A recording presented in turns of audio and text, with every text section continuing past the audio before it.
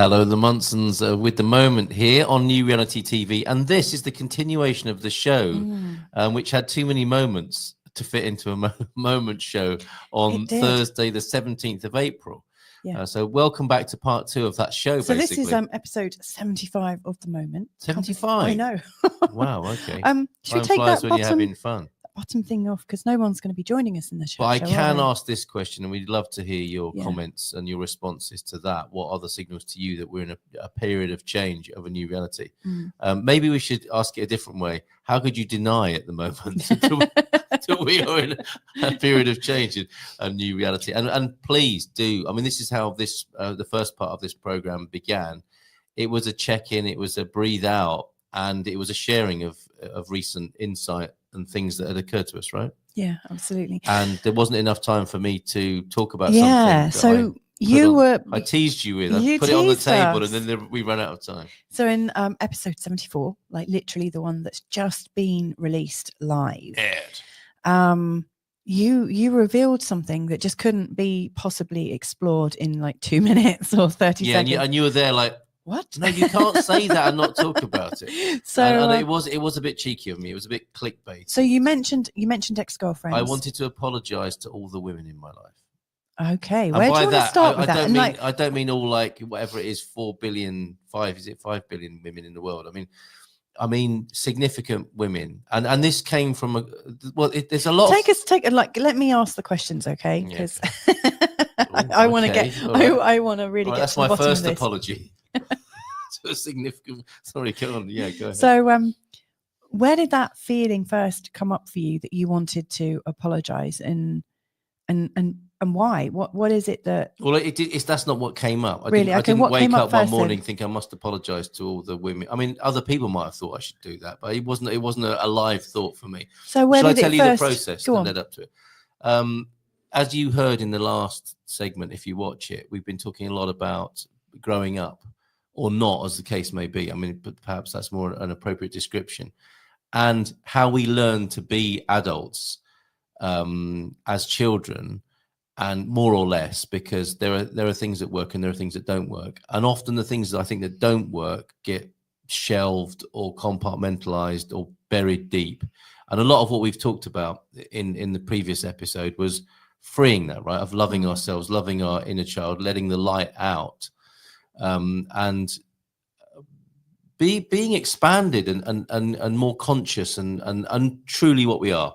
Yeah. Okay, and Black Moon Jesus described it as imprisoning our light self. Yeah, and that is a very good description.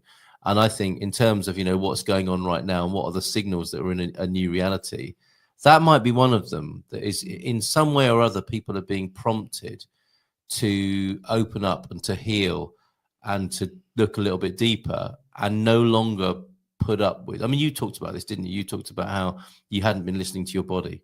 No. And you're getting to a point where if you don't do that, it's not going to be good. I've been gaslighting my body. My body had been saying, excellent. Like it'd been feeling discomfort. An excellent description of a terrible process. Yeah. I'd been feeling something, and it's like my conscious mind or my personality, my well-crafted personality was like, you can't really feel that. That can't be true. And really what I was doing to my body was what my parents kindly that was your training. Yeah, that was my training from my parents. They didn't realize that what they were saying would persist in me, I guess. And I think what came up is, this is not a witch hunt against parents or previous generations. It's necessarily so that all parents do their best and they come from their most loving place, even if sometimes in retrospect or in the moment it doesn't look like it. Doesn't look like love. They're doing their best. And so, what do you do with that? Do you continue to blame your parents, or do you look a little bit deeper and actually see that the training we've received, and this is something I want to talk about, this is what we're recording today, the training that you receive but continue to run with it becomes your problem and your responsibility to deal with. I want to stop you there. Right there. Because obviously I know that you have this feeling that you'd like to apologize to the important women in your life or women that have been in your life at turning points maybe.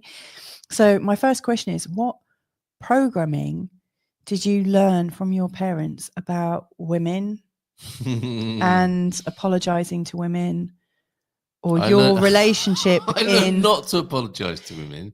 My father and stepfather are quite, men of their time, shall we say. And as growing up, I didn't really appreciate how they viewed and saw women. And in a typical sort of young person way, in the way that when you become a parent, you say, I'll never do what my parents did. And, moments later, the words of your parents coming out of your own mouth. especially when you become a mum or a dad. Yeah, right. So, it's that sort of thing. So on the one hand, I thought I was quite an enlightened partner, lover, new man. I quite like that idea. This is long before metrosexuals and the Jordan Peterson and Andrew Tate conversations. This is when I was learning about maybe the first sort of intimations of even having an inner child, of the idea of new men who are a little bit softer and more considerate, and that there might be different kinds of love. So I viewed my father and stepfather as quite barbaric males who really were only interested in women for one thing, which is true. I think it was true, and they would have, by their own admission. But you can't, as well as being interested in women for one thing, which was a very much a 70s phrase, he only wants one thing, and it's a perennial for men anyway. That's another debate for another time. But this was in the time of when men were being described as chauvinists. So on the one hand, you had chauvinist pigs, who some women quite liked. It's an archetype that has a sort of attractiveness, and maybe that's for women who also haven't learned to love themselves. So there's a they might have been described as players, like all of that, and it's like, I like bad boys, and good men are boring men, and the whole new man thing was coming out in the 80s of like being a bit softer, and Athena posters of men holding babies, which I think melted, and a tire over their other shoulder. Yeah, and which melted the ovaries of some women, didn't it? And there was an idea that I grew up with that as an archetype. Men might even be at their children's births. This is this is the time we're talking about. Yeah. And men might change nappies. My father never changed a nappy, and my stepfather didn't. Are you saying I don't, or didn't do? Can I just say? Can I say it's an improvement? I'm an improvement on my father's, if by way. Yes, but I mean, it's not an issue. It obviously is. All I did was look. Yeah, and I am so attuned to that energy of, this comes from my mother, of course. Yeah, so that's my next question. So you've learned about women from your dad and stepdad. Yeah, you've learned and rebelled, had a different way of being. And as well as being a new man, I bought the book The Art of Loving. Yes. So it became clear to me in my teenage interest in psychology and spirituality that love might mean things other than sex, and it might not be soppy and a bad thing. Because those were some of the key messages, like, romance, God, it's fine while it's fine, and forget it for the rest of your life and your marriage. And, men only want one thing, women are like this, and very 70s, 80s stereotypical views. And I think all of those sort of views now, fixed views about things, are coming from where people haven't had a good look and haven't healed themselves. Okay, that's where I was coming from. That's my next question. Yeah. What did you learn about interactions with women from your mother? Right. And my dad, I have to say, noticing the interaction. Can I put? Yeah, sure. Or is it two separate questions? That's two separate questions, because the dynamics between your mum and dad are very, very different. But okay, my mum is quite traditional. My mum is quite traditional, and she is quite exacting and wanted a certain thing, and if I didn't conform to that, that meant the wall coming down, coldness, even detachment, and killing me off if I didn't conform to her idea of things. Which she's done your whole life. Yeah. And I really don't want this to sound like some sort of witch hunt or criticism. I'm just stating that, and I'm sure she would agree. She'd totally agree. It is what she did. I'm not saying it, I'm not judging her. I am as objectively and openly and plainly just saying the dynamics of my childhood. I'm not complaining. In a different situation, I might write a letter to my mum and say, I'm so mad with you, and I'm so hurt, and all this sort of stuff. But this isn't the time for that. This is a different kind of conversation. So you learned from your mum that my way or the highway, do things my way, or it's a withdrawal of love. So that's the basic I mean, message. This is interesting, isn't it? Yeah. So you learned from your dad and stepdad that maybe women were made for one thing, and that there was no reason to think anything else about women. And then from your mum, you learned that it's my way or the highway, and there was no real yielding necessarily. Yes. How has that played into your need to apologise to key women now? What do you think? It's a long journey between those two. Go on then. Can I well, we've got another 20 minutes. Can I continue to flesh that out? I'd love to hear it. Right. Okay. So there I am, and it's a very good resonance with what's going on now, because you see there are younger ideological people who are upsetting their parents at the moment, the generations. So there are young people who say, well, a woman can be someone who just says they're a woman. Yeah. And there are older people saying, no, they're, it's like this. And if you care to go right back to, I think everybody wants the same thing, but it's to love and be loved, and just the best things in life for themselves and each other. And then we've all got our different ways of going about it. And that's when the trouble starts, isn't it? So typically, in many ways, it doesn't matter what the content is. The context or the process of how the traditional and the new relate to each other is with a bit of friction, isn't it? And we see in every age that is clear. And some might say it's more so now, but that's because it's being repeated and mirrored to us, isn't it, in social media and the news, and it's been politicized. So it seems much worse now, I think, than it ever was. But it's nothing new. It's nothing new for young people to say, well, I mean, you lot have really messed it up. I'm going to do it differently. And what actually happens is they don't normally.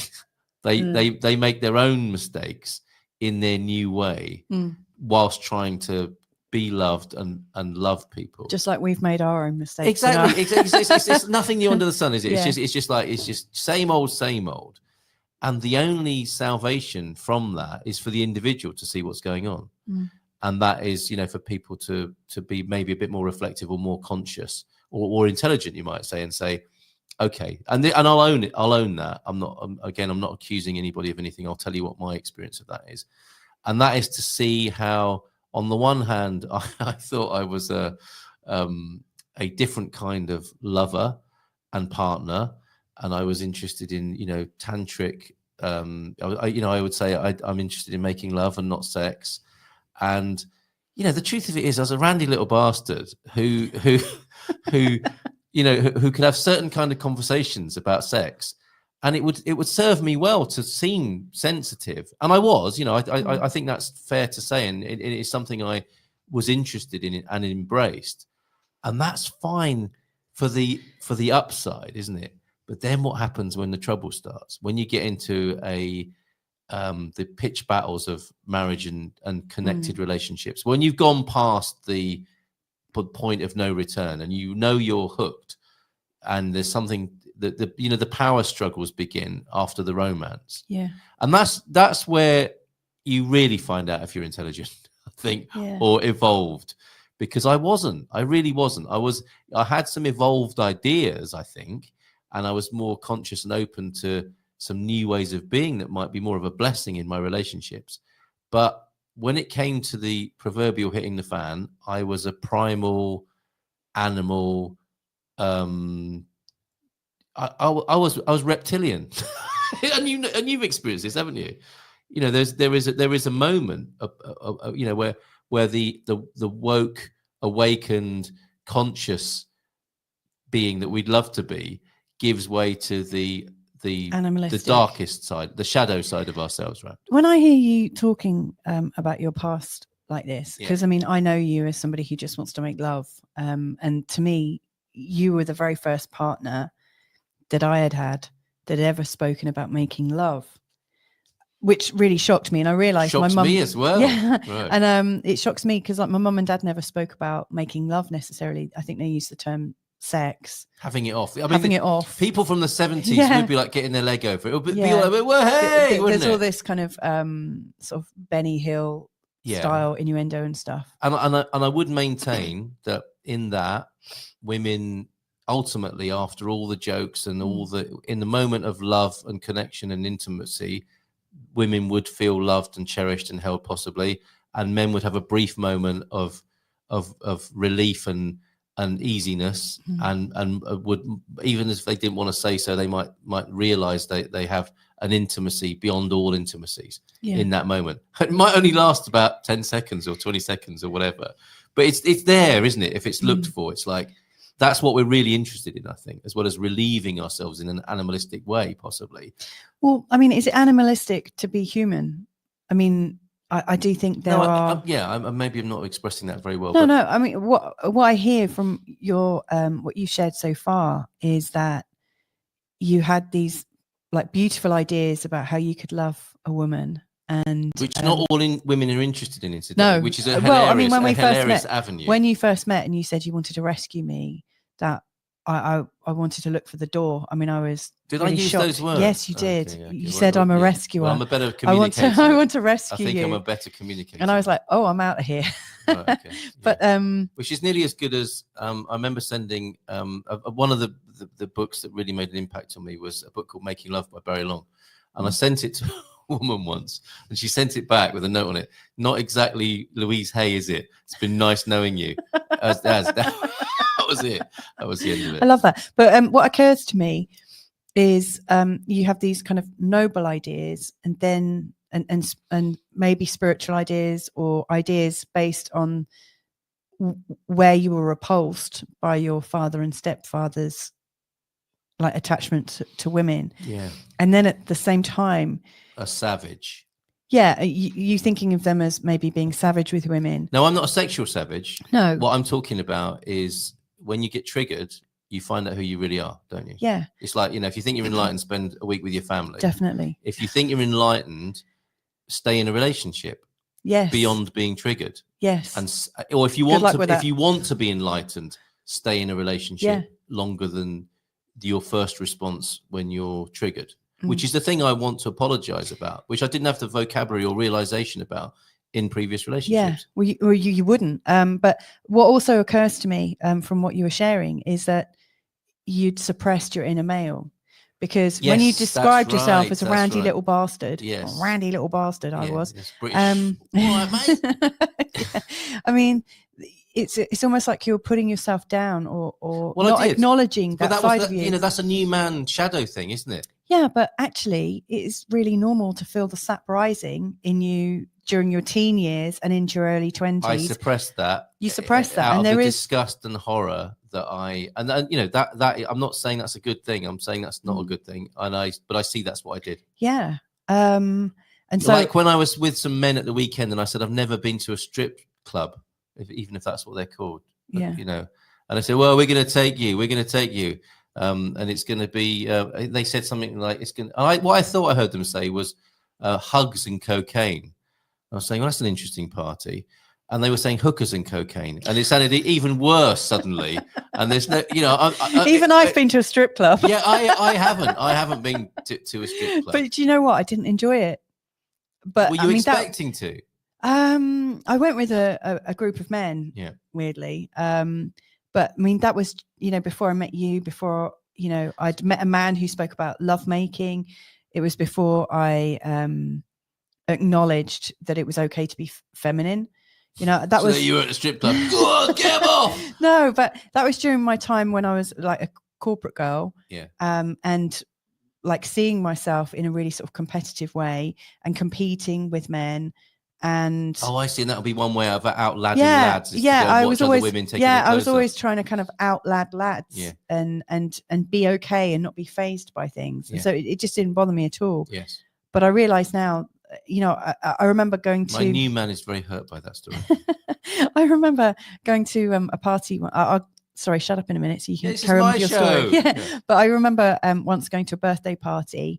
For women, I think it might have been was it a birthday party or a divorce party or something, and whatever. And they got strippers, and I was horrified because like these young strippers were like cavorting, 15 years younger than me. I don't want to see boys stripping. I don't want to see anyone. Some people do, don't they? Yeah, right. But I found that really disturbing. But this is not the place to judge them. No, totally not. But in your story, I recognize that you're repulsed by one side of masculinity. However, and the universe did bring me a dominatrix strippogram whilst I was DJing one evening. Really? What happened there? The Glaswegian Jackie in her leather gear and whip maybe turned the music off and pulled me out onto the dance floor.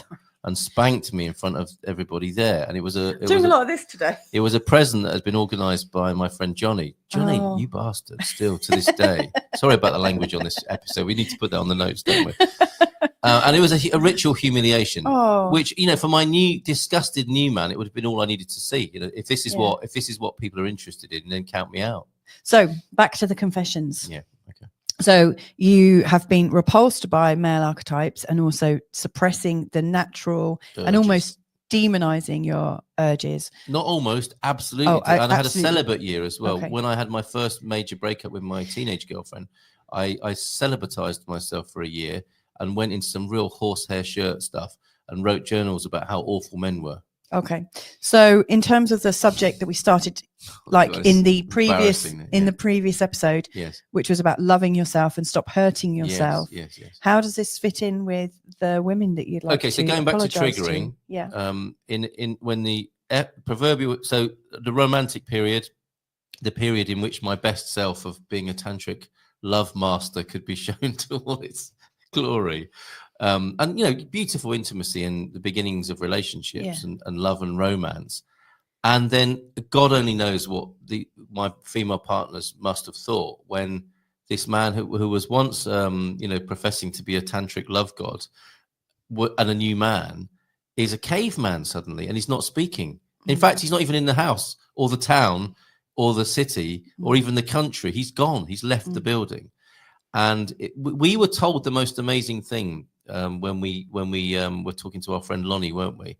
One time, and we you and I still have been dealing with the residue of this, haven't we? Yeah.